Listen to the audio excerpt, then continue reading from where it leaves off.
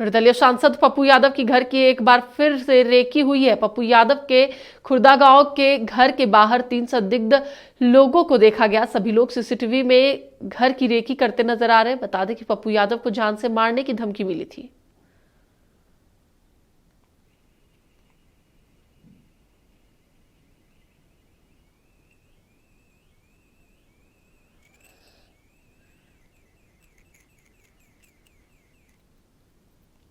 जब आप एक तरफ बुलडोजर से बुलडोज कर देते हैं और चुन चुन के जाति के आधार पर क्रिमिनल को आप कहते हैं कि मैंने इनकाउंटर कर दिया और एक जाति के इनकाउंटर की कोई बात नहीं होती है, तो मैं सरकार से 2 सवाल करना चाहता हूँ। एक सुशांत के मैटर पर, जिसकी हत्या बॉम्बे में हुई थी, तब भी मैंने ये सवाल किया था, आज भी कर रहा हूँ कि दोनों जगह सरकार होने के बाद आज तक आप न्याय नहीं दिला पाए। दूसरा, राजस्थान में भी आपकी सरकार है और दिल्ली में भी आपकी सरकार है, और कर्नी सेना के अध्यक्ष की हत्या भी जिस समाज और जिस कौम का पूरा सपोर्ट आपको मिला, आप अभी तक उस पर ना तो कुछ बोल पाए और ना ही कोई कार्रवाई कर पाए, किसी को धमकी।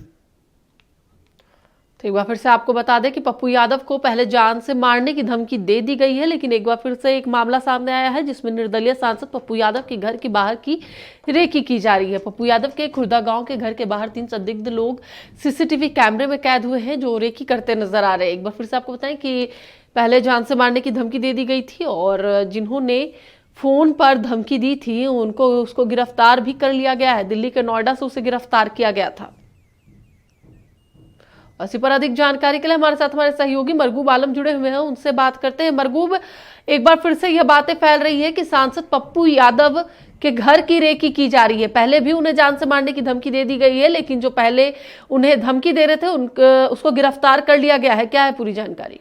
देखिए, ये नया विवाद पैदा हो गया है। एक वीडियो सीसीटीवी का सामने आया है जिसको लेकर पप्पू यादव ने खुद कहा है अपनी प्रतिक्रिया में कि खुर्दा में जो मेरा गांव है, घर के बाहर कल भी रेकी हुई है।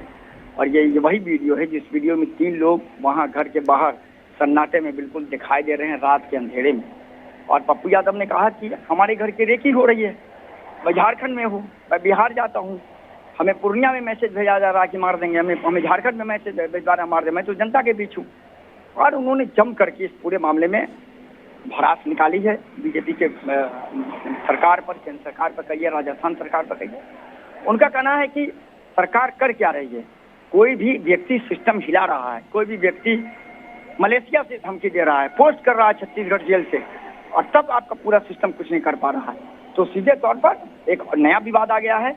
गिरफ्तारी कल हो गई उस व्यक्ति की जिसने लॉरेंस डिसूजा गिरोह के नाम पर इनको धमकी दिया। एक और विवाद आ गया कि एक सीसीटीवी में कुछ लोग 3 लोग रेकी करते दिखाई दे रहे, उस पर पप्पू यादव की प्रतिक्रिया भी आ गई कि मेरे घर की रेकी हो रही है।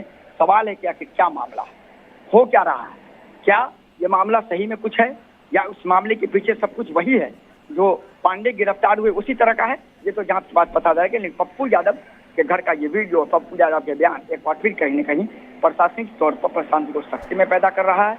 और अब देखना है कि इस पर अब क्या हो पाता है, आखिर कौन से लोग हैं, क्या है, क्या वो रेकी सही में कर रहे थे या रेकी के उद्देश्य से नहीं पहुंचे थे, किसी अन्य उद्देश्य से पहुंचे थे, ये तो जांच के बाद ही खुलासा हो पाएगा। चलिए, बहुत बहुत धन्यवाद मरगूब पूरी जानकारी के लिए। तो एक बार फिर से आपको बता दें कि यह मामला अब गर्माता जा रहा है कि पप्पू यादव के घर की अब रेकी की जा रही है।